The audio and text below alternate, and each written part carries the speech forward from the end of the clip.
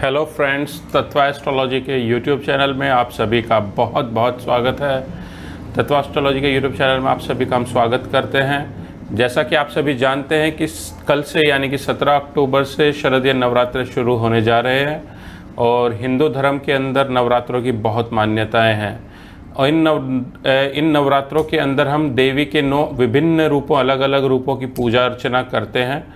लेकिन इस पूजा अर्चना को करने की सही विधि और सही तरीका क्या है, आज इसके बारे में हम जानेंगे। तो जैसा कि आप सभी जानते हैं कि जब भी हम शारदीय नवरात्रे या फिर किसी भी तरह के नवरात्रे आते हैं तो अपने घर में एक कलश स्थापना करते हैं। वो कलश स्थापना किस प्रकार करें, क्या हमारी विधि होनी चाहिए, कौन कौन सी चीज़ें हम इस्तेमाल कर सकते हैं, उसके बारे में आज हम यहाँ पर बात करेंगे। तो सबसे पहले हम बात करते हैं कलश स्थापना किस प्रकार करनी चाहिए। सबसे पहले हमें एक कलश लेना चाहिए। कलश किसी भी तरह का हो सकता है, कोई भी पात्र हो सकता है। उसको हम मिट्टी का भी ले सकते हैं और आपका स्टील का भी यूज़ कर सकते हैं, तांबे का भी यूज़ कर सकते हैं। विभिन्न प्रकार के कलश आते हैं, हम उनको इस्तेमाल कर सकते हैं। लेकिन वो एक साफ़, अच्छा और स्वच्छ तरीके का कलश होना चाहिए और उसको एक बढ़िया से साफ़ कर लीजिए। साफ़ करने के बाद कलश के ऊपर स्वास्तिक का निशान बनाइए। स्वास्तिक का निशान आपको जैसे पता ही है, हिंदू धर्म के अंदर बहुत शुभ माना जाता है। जितने भी हमारे शुभ कार्य होते हैं उनके अंदर हम स्वास्तिक का और ओम का निशान यूज़ करते हैं। स्वास्तिक का निशान बनाइए। फिर उस कलश के चारों तरफ रोली को बांध दीजिए। रोली से उस कलश को चारों तरफ से बांध दीजिए। फिर उस कलश में जल भर दीजिए।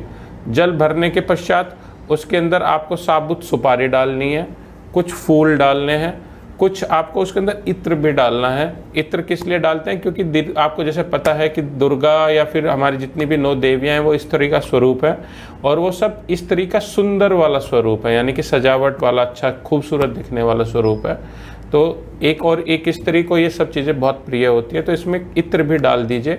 इत्र डालने के बाद उसमें पंचरत्न डालिए और उसमें एक तांबे का सिक्का भी डाल दीजिए। ये सब डालने के बाद हमारा कलश एक तैयार है। अब हमें कलश को स्थापित करने से पहले एक शुभ मुहूर्त भी देखना होता है। तो हमेशा कलश को अगर हम कोई भी काम शुभ मुहूर्त में करते हैं तो उस काम का रिजल्ट हमें अच्छे से मिलता है। और वैसे भी ये 9 नवरात्रे जो होते हैं ये तो बहुत ही शुभ माने जाते हैं। तो एक शुभ मुहूर्त के अंदर उस कलश को स्थापित करना है। स्थापित करने के लिए आपको क्या करना है कि कलश को वहाँ स्थापित नहीं करना है जहाँ हम ऑलरेडी पूजा करते हैं, यहाँ पे जहाँ पे हमारा पूजा घर बना हुआ है।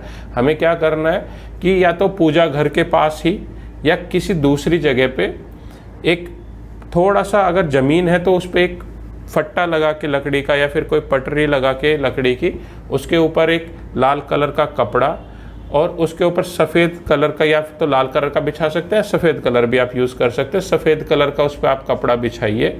सफ़ेद कलर का कपड़ा बिछाने के बाद उसके ऊपर आप अष्टदल बना सकते हैं। एक अष्टदल बनाइए।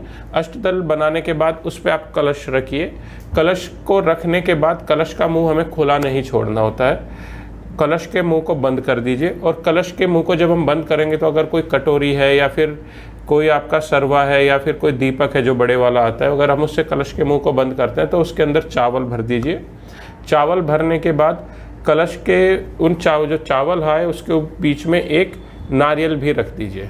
नारियल तो आपने जानते ही हैं, नारियल उसमें रख दीजिए। और नारियल रखने के बाद आप वहाँ पर एक द्वीप प्रज्वलित कीजिए, यानी कि एक दिया जलाइए, धूप दिया जलाइए और अपने इष्ट देव को याद कीजिए। और इष्ट देव को याद करने के पश्चात आप वहाँ पर अपने गाय, जो हमारे देवी की जिसकी हम पूजा कर रहे हैं, उसकी पूजा अर्चना आरंभ कर सकते हैं। उसकी स्तुति कीजिए और उसके मंत्रों का जाप कीजिए। ये सब करने के बाद आप जहाँ पर हमने अपना कलश रखा है, मतलब कि जिस जगह पे हमने अपना कलश रखा है उसी के सामने हमें एक और पात्र लेना है। ये पात्र अगर मिट्टी का होगा तो बहुत अच्छा होगा। आप किसी भी कुम्हार की दुकान से या फिर आजकल तो वैसे भी मार्केट के अंदर मिलता है, एक मिट्टी का पात्र लीजिए। उसके अंदर मिट्टी भर लीजिए और मिट्टी भरने के बाद उसके अंदर गेहूँ और जौ के बीज रोपने, जिन्हें हम बेसिकली ज्वारे भी बोलते हैं। गेहूं और जौ के बीज उसके अंदर रोपिए। और ये बीज हमें उसके अंदर रोपने के बाद उन्हें डेली थोड़ा थोड़ा पानी भी देना है, क्योंकि वो उनमें अंकुर फूटने लगता है। हम बेसिकली ज्वारे इस्तेमाल करते हैं, ये यूज़ होंगे हमारे लास्ट दिन, यानी कि दशमी के दिन। जब दशमी का दिन आता है तो इन ज्वारों को वहाँ से उखाड़ लेते हैं और इन्हें जल में प्रभावित करते हैं। लेकिन विधि तो ये कहती है कि उसको जल में प्रवाहित करने से पहले उसको जो छोटे बच्चे होते हैं उनको कानों के पीछे, जैसे आपने देखा होगा पुराने टाइम में लगाते हैं, कानों के पीछे लगाना चाहिए। वो बहुत अच्छा शुभदायी फल माना जाता है उसको वैसे लगाइए। और इस तरह से अगर हम काम करेंगे तो हमारा जो नवरात्र हैं ये हमें बहुत ही अच्छे शुभ फलदायी होंगे और हमारी कलश स्थापना भी एक अच्छे से हो पाएगी। अब यहाँ पे आता है कि कलश स्थापना किस दिशा में और कैसे करें। जैसा कि आपको पता ही है, किसी भी तरह की पूजा पाठ करने के लिए हमारा नैऋत्य कोण यानी कि नॉर्थ ईस्ट यानी कि उत्तर पूर्व का जो कोना है वो सबसे शुभ माना जाता है। तो उत्तर पूर्व के कोने में आपको एक कलश की स्थापना करनी है और देवी का मुंह इस तरह से रखना है कि उत्तर पूर्व में रखने के बाद वो आपकी तरफ हो, यानी कि जब आप पूजा अर्चना करें तो आपका फेस उत्तर पूर्व की तरफ होना चाहिए। तो आप उसको उत्तर पूर्व में कीजिए। और अगर जहाँ पर आप देवी की स्थापना कर रहे हैं, कलश की स्थापना कर रहे हैं, उसके आसपास कुछ गंदी चीज़ हो या फिर कोई लैट्रिन, बाथरूम, टॉयलेट हो, तो कोशिश कीजिए कि वो उससे थोड़ा दूर ही स्थापित किया जाए, क्योंकि ये बहुत ही शुभ चीज़ होती है। वहाँ पे साफ़ सफाई का स्पेशल हमें ध्यान रखना होता है। तो टॉयलेट, बाथरूम या शौचालय के आसपास इसकी स्थापना नहीं होनी चाहिए, तो उससे थोड़ा सा दूर इसकी स्थापना होनी चाहिए। और डेली उस एरिया की हमें सफाई भी करनी होती है। उस एरिया के चारों तरफ डेली सफाई कीजिए और पूजा अर्चना कीजिए, ताकि हमारे घर में इन 9 दिनों में सुख, समृद्धि या दूसरे जो प्रॉब्लम्स है स्वास्थ्य से रिलेटेड हो गए या फिर आपके घर की कलह से रिलेटेड हो गए या फिर किसी की नौकरी नहीं लग पा रही है या कोई और इशू, उनके अंदर काफ़ी हेल्प मिलेगी। एक और चीज़ है जो बड़ी महत्वपूर्ण ध्यान रखने लायक चीज़ है कि जहाँ भी हम कलश की स्थापना करें तो उसके ऊपर कोई टाँड या दुछत्ती ना हो। अगर घर में ऐसा है कि हमारे जहाँ पर हम कलश की स्थापना करेंगे, जहाँ पर टाँड या दुछत्ती किसे बोलते हैं कि एक, जैसे आपने देखो दीवार के ऊपर एक स्पेस बना देते हैं जिस पर हम सामान रखते हैं, तो ऐसा एरिया ना हो। अगर हमें उसके नीचे करनी ही पड़ रही है, हम नहीं अवॉइड कर सकते हैं उस चीज़ को, तो हमें क्या करना है कि हम उस एरिया की पहले अच्छे से सफाई कर देंगे। अच्छे से सफाई करने का मतलब ये है कि वहाँ पर जितनी भी ऐसी चीज़ें पड़ी हैं जिनको हम इस्तेमाल में नहीं लेते हैं या हमने ये सोचा है कि हम उसे कभी इस्तेमाल में लेंगे लेकिन कई सालों से, कई महीनों से कोई प्रयोग में नहीं आई है, तो उन्हें वहाँ से हटा दें, उसकी अच्छे से सफाई करें, फिर उसके नीचे उसकी स्थापना करें। एक और चीज़ होती है नवरात्रों में कि कुछ लोग अपने घरों पर ध्वजा यानी कि झंडा लगाते हैं माता के नाम का, या दूसरे तरह के झंडे भी लगाते हैं, जिन्हें हम जनरली नवरात्रों के टाइम पर ही बदलते हैं। तो जब आप नवरात्रों के टाइम पर झंडे बदलते हैं या झंडे का चेंज करते हैं, तो आपको करना क्या है कि उसे चेंज करके जब लगाना है तो उसे हमें व्यय कोण होता है आपका नॉर्थ वेस्ट, उत्तर पश्चिम दिशा, यानी कि झंडा जब बदलना है तो उसे हमें अपने घर के उत्तर पश्चिम दिशा में और घर के बाहर लगाना है।